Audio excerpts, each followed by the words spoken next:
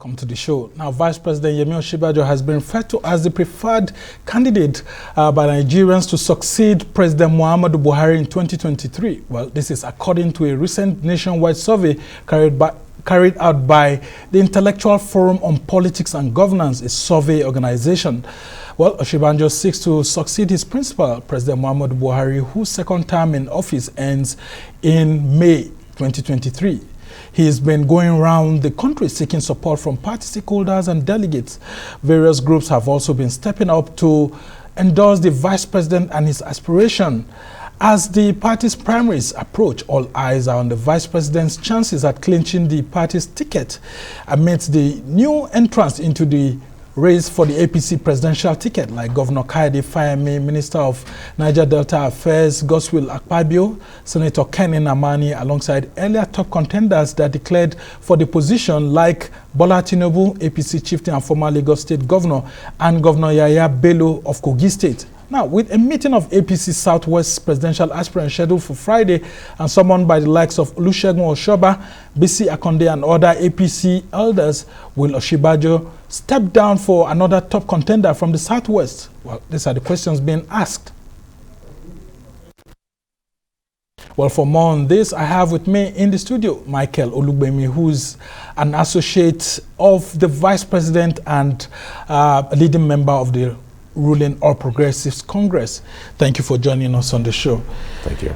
Well, let me begin from the meeting that's been scheduled by APC elders in the Southwest. We have the likes of Chief BC Akonde, who is the first APC national chairman and former governor of Osun State, and then we have Olusegun Osinbajo, former governor of Ogun State, and some other bigwigs in the Southwest. Yes. What are the chances of an Osinbajo agreeing to step down or to have others step down for him? First and foremost, I want to thank you for the opportunity to come to your show once again, and to your viewers, thank you for taking out your time to watch this show. Because again, I think it's important that Nigerians, so every Nigerian should be interested in who governs this country. And I think as we're going into this all-important election, we cannot emphasize the need that everybody should be engaged, and that's good. With respect to the meeting that is coming up in the Southwest, I think it's a good thing. I think it's a good thing that our elders, I mean, this is popular Yoruba saying that an elder cannot be in the market or in a community and then it goes all array or into disarray. And what they are doing is the right step in the right direction. They are Democrats.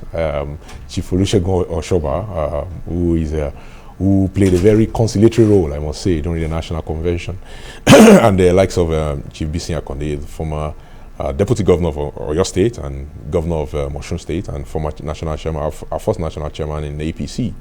I think their role there is to ensure that everyone plays by the rules, ensure there's minimal chaos.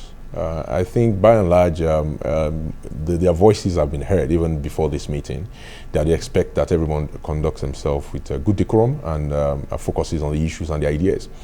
Now, with respect to stepping down, I think at the end of the day, these two elders are they're very experienced in the game of politics, and they understand that every Democrat has should have an opportunity to have an opportunity to present himself to the people for validation. I don't think the Vice President is looking for a no contest.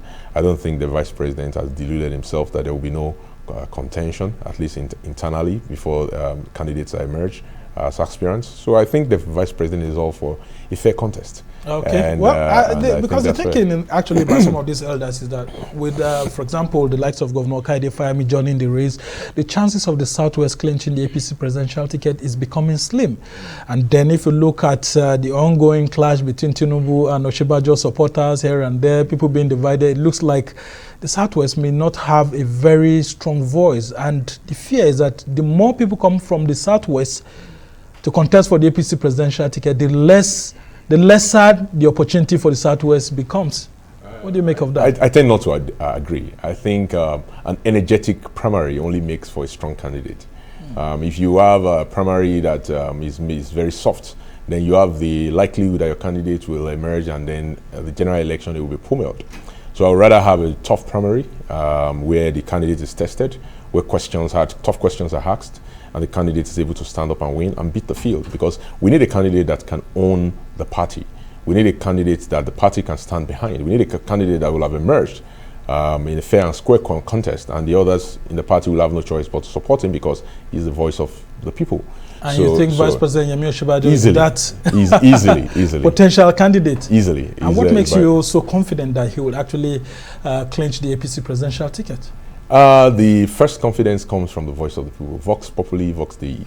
You just talked about the survey. That's just one of many. I mean, you can just take a taxi from this office where we're in right now, and take it to the airport and ask your taxi man. I'm not going to pay the taxi man. I'm just a random taxi man. And you're going to ask him, who do you want to be the next president of Nigeria? I can put my money on it that 1 out of 2 taxi men from this place to the airport will choose Yemi Osinbajo from a field of candidates of over 24. For if one man is polling almost close to 50%, and the rest of the candidates are sharing the remaining 50%, the remaining 21%, it's obvious to you that if the APC wants an easy election, if the APC wants an election where they are not scrounging for votes, then it will be very, very risky for them to choose anybody that is not the Vice President of Nigeria. Yeah, but some of the APC members are saying that Yemi Osinbajo hasn't been a very strong politician before. He has never contested for any position. This is the very first position, elective position he's contesting for. Why should a ruling party carry his ticket to give a first-timer? Well, it's not a first-timer. The Vice President has been on the ticket twice. I mean, he was just as a running mate. Well, the reality is that we've seen elections, we've seen governorship elections being handed over to somebody else because their running mate was not qualified. So your running mate is as much important to that ticket. I remember what happened in the Bayelsa State. So your running mate is part and parcel of your ticket. I mean, that's what the Constitution of Nigeria says. And if Nigerians disagree with your running mate, they can actually vote against you. We've seen several, historically, some past elections before, where the running mate had become troublesome for the ticket. So I don't think you can discount the fact that the Vice President was popular with Nigerians was part of the reason why the President won an overwhelming majority for his second term in 2019, when the Vice President, at the risk of limb, went across the country to campaign on the basis of the social investment programs that the President instituted and he advocated for, and among many other achievements of the administration that allowed them to win his second term. So I think that you cannot say the Vice President is running for the first time. The Vice President, just like the President, are the only 2 people in the current government that has a constituency of 1. He's the only one that has the mandate of the entire 774 local governments of Nigeria, the 36 states governments, and the Federal Capital Territory to govern this country. And he's also acted as the president of this country before. So I don't think I will discount that. I mean, the role of the Vice President as a politician is well stated. The fact that he was one of the architects of the APC Constitution is not disputed. The fact that he was one of those people that helped put together the kind of consensus that brought together the opposition parties to where they are today is not disputed as a member of that committee of wise men. And the additional fact that even since the operation of the party in 2013 to date, the Vice President intervened at many points to save the party from legal issues and problem, including the 2019 re-election, when after the election the opposition party went to court and talked about service. The Vice President, as a legal mind, luminary, professor, as well as a politician, was able to put together a group that was able to defend the mandate of himself and the President. So the contributions of the Vice President to progressive politics in Nigeria as an inheritor to the long line of progressive lineage that dates all the way back to Chief Obafemi Awolowo, his grandfather-in-law. You cannot dispute the fact that you cannot dispute the fact that the Vice President has every pedigree as well as the experience and the capacity to govern this country. Nigerians have tasted what it's like to be governed by Yemi Osinbajo before, and they know the taste of the pudding is in the eating. And what do you make of the same Nigerians who say that, having been part of this government, that Osinbajo cannot push himself away from the failures of the Buhari administration in several areas? I mean, they are crying about insecurity, the rising inflation. I mean, just this morning we're learning that telecoms companies are going to increase their call rates by about 40% and all of that. What do you make of that? The governance is an act of continuity. Even if a new party, God forbid, succeeds the president, they will have to own the failure of the president because they have to continue from where the president stops. And the other part of this issue is that when people talk about failure, you have to do you want to discount the fact that Nigeria faced an headwind of a massive petroleum crash after its resources have been frittered away for 16 years before that?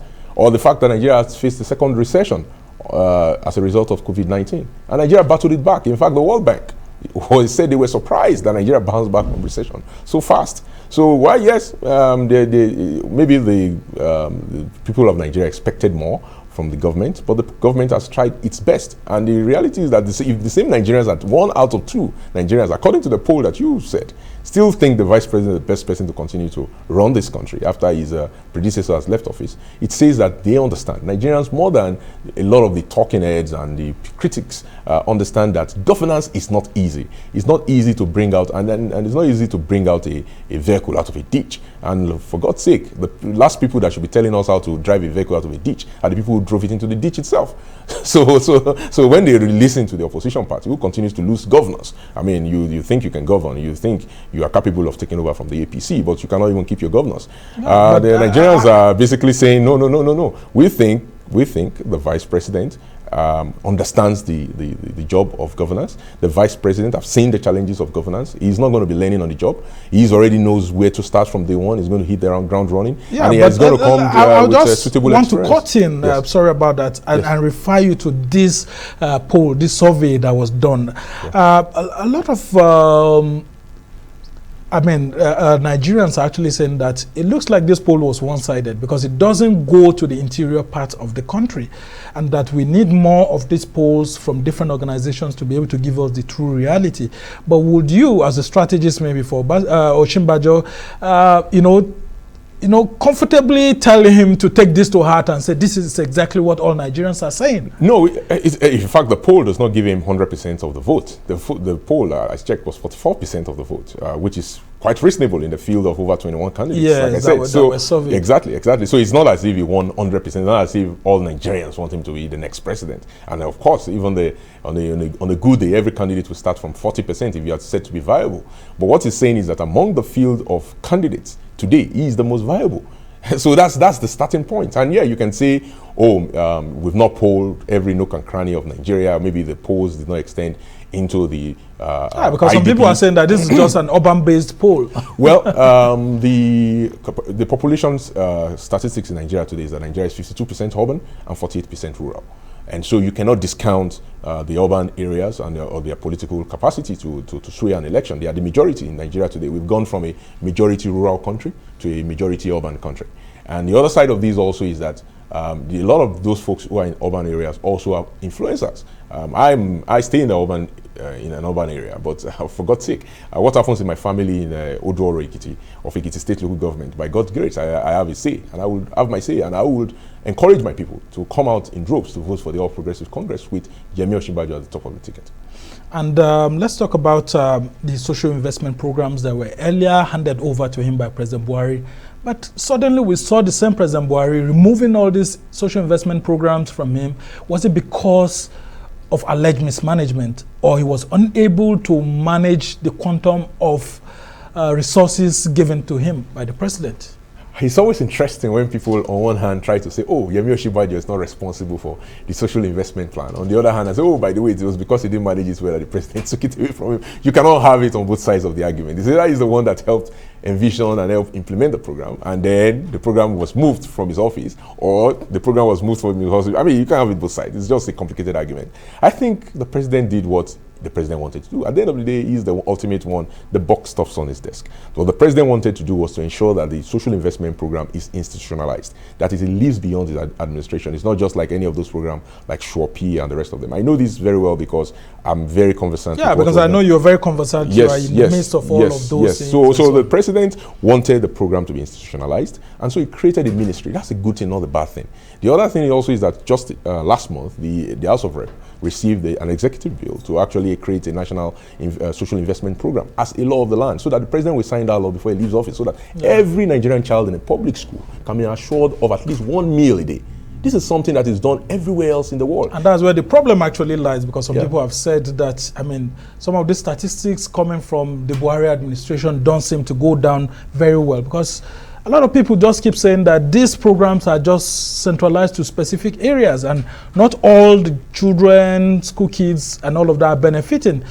And I want you here to tell Nigerians how indeed this program is penetrating to the rural areas, to those who really need it, and the role of the vice president in ensuring that this program actually goes to those who really deserve it? Absolutely. So the social investment program is based on one principle, one major principle, is that states have a key role to play in education, and they will work through state government. So the federal social investment program is not a program that tries to grab state power. It's a program that rides on state capacity. So the criticism that, it's not in every state, is true to the extent where your state governor is not doing what it needs to do in order to make sure that the program runs very well in your state. Also, the federal government does not award contract, and if people need to understand this. The social investment program is often through vendors at your state level.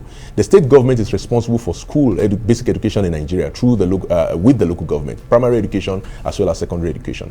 What the social investment program does is actually providing grants, direct grants, in order to ensure that, one, those children are fed every day. It's important that these children get protein, that they eat eggs, that they eat meat.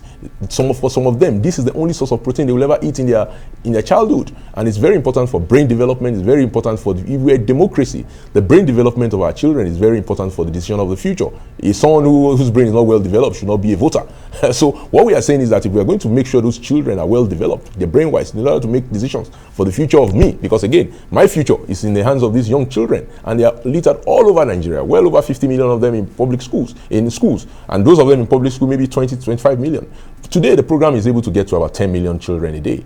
Our hope is that once it is institutionalized, when you actually have a law, legal backing of the National Assembly, it's no longer an intervention, then it will now be a properly structured program where states will be able to receive that grant, and they will be able to feed every children in Nigerian schools. Institutionalized. Absolutely. Now let's come back to politics. Tell me how Vice President Yemi Osinbajo has been reaching out to delegates, because some people say that he hasn't gone to some of the big states, like Kano, where some of those huge delegates will be coming from and all of that. Tell us about some of those movements he's gone around. I've seen some of them. He's gone around to meet and all of that, but others are saying that he's not doing enough, considering how his other contestants are penetrating into the deep recesses of the APC.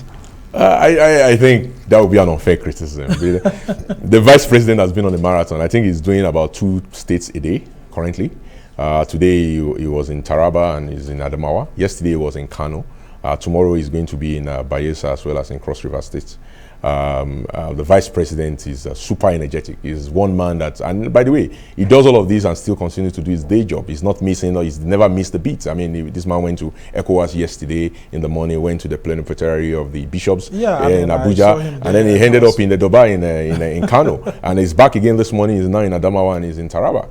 So the vice president has run his campaign in an energetic, involving manner. He's engaged with delegates. So, for example, if you understood what went on in Edo State and in Delta State, as well as in Ibadan, your state, even for many people, he went into those meetings understanding what the delegates wanted to ask, the questions they wanted to ask. By the way, not all the delegates are already chosen, but the delegates that are chosen know themselves, and the vice president have been engaged with them both physically and remotely. And I can assure you that every single state of this federation will feel the presence of the vice president before the conclusion of the primary. And his critics have been saying that he's sharing monies here and there. I mean, you could remember that or your visit. There's we saw on social media money. Anybody can. I mean, you guys hit back by saying that it was doctored. And anybody can put money inside a bag. And does he have the money that's necessary for him to actually win the APC presidential ticket, considering how much he earns?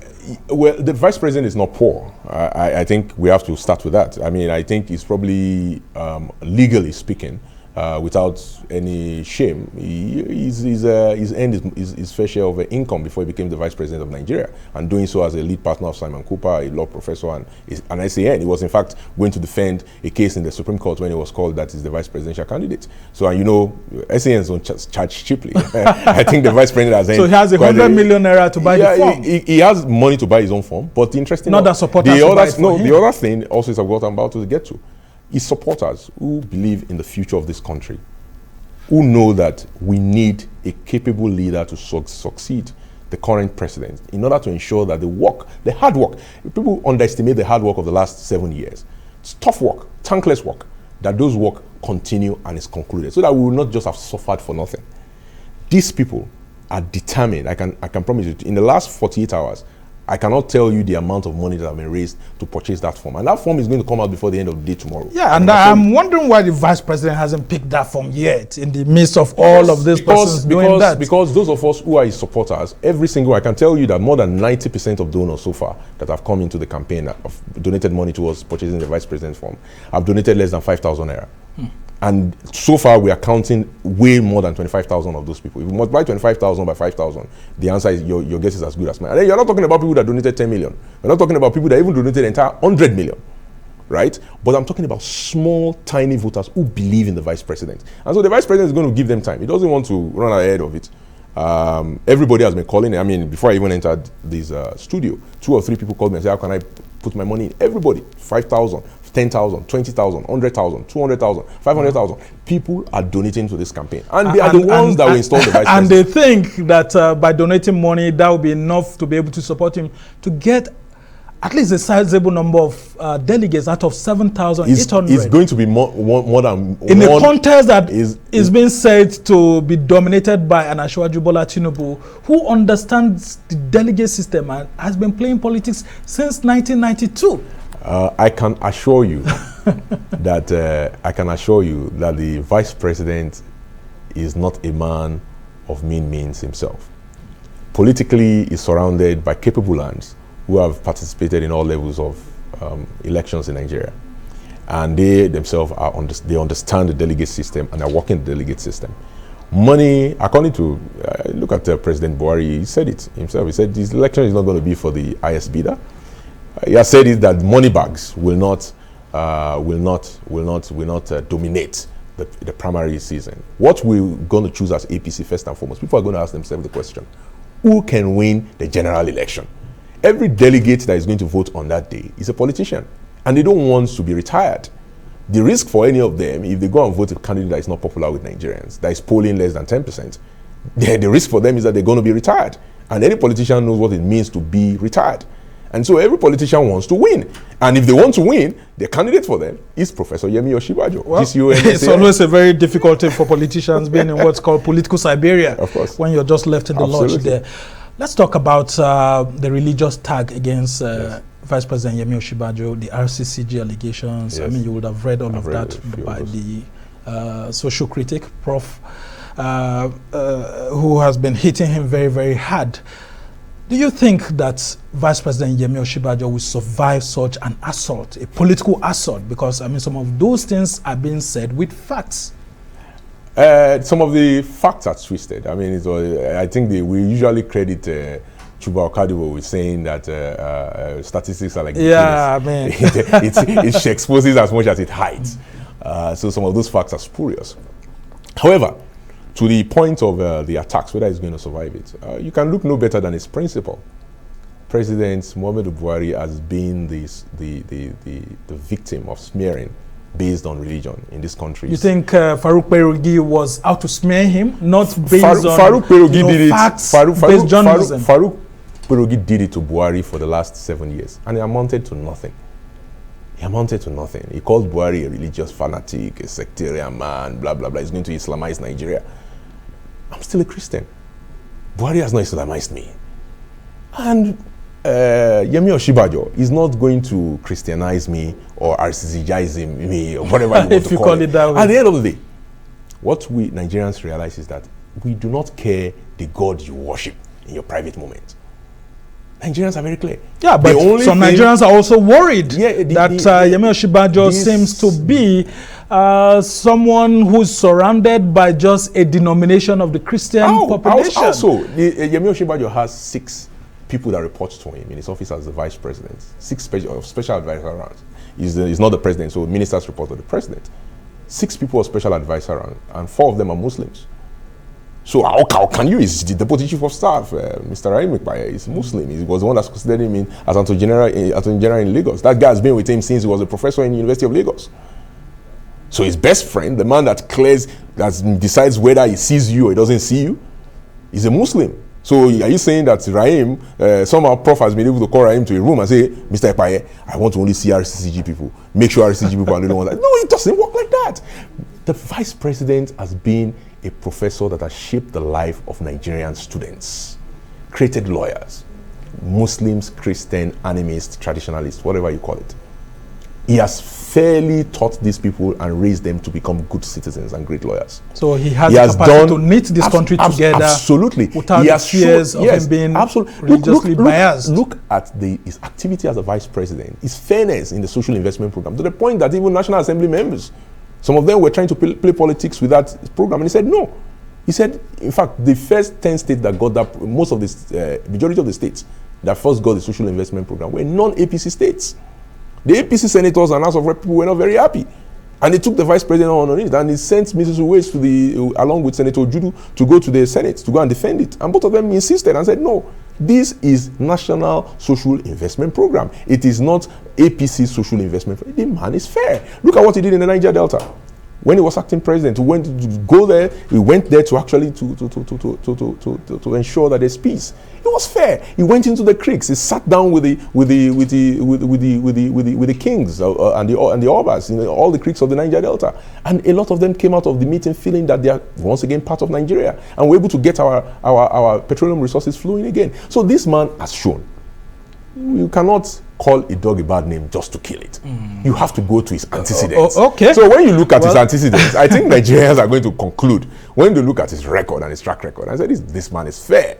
This man has demonstrated extreme fairness. Conversation, I want you to be predictive. Okay. 7,800 APC presidential delegates. Absolutely. Delegates to that presidential primary election. Absolutely. How many do you foresee Osinbajo getting? We get at least 3,000. And I think 2,000 is going to be enough to win. Out of 7,800? Yeah.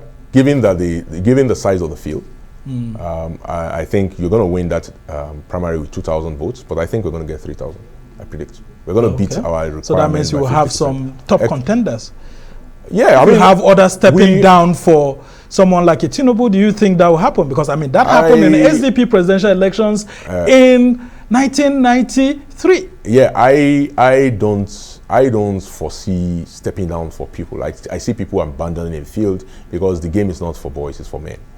So I don't see people stepping down for that, because again, the generation of politicians we have today is very different from the 1993 politicians. They're very you can't push them aside. Yeah. Because in 1993, for example, Atiku Abubakar had to step down for Moshood Abiola before he eventually emerged in a contest that three of them were there, Babagana and Kingibe. Yes. What if that happens again? But we have to also remember that Atiku Abubakar and then MQ Abiola and all of them, they came from the PDM, Yaradua political family. So it was a fixed game, and then they were going into the general, and the boss just told the one or two of his boys to step down. This is different.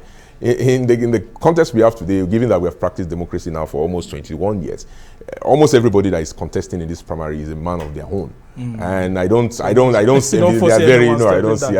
see them stepping down, but just abandoning the field. But I don't see them doing endorsement and changing delegates. I don't see that. Well, we must thank you so much, Micheal Olugbemi, who's an associate of Vice President Yemi Osinbajo, and a leading member of the All Progressives Congress. We can only wish you well as we move towards the end of March for that political primaries.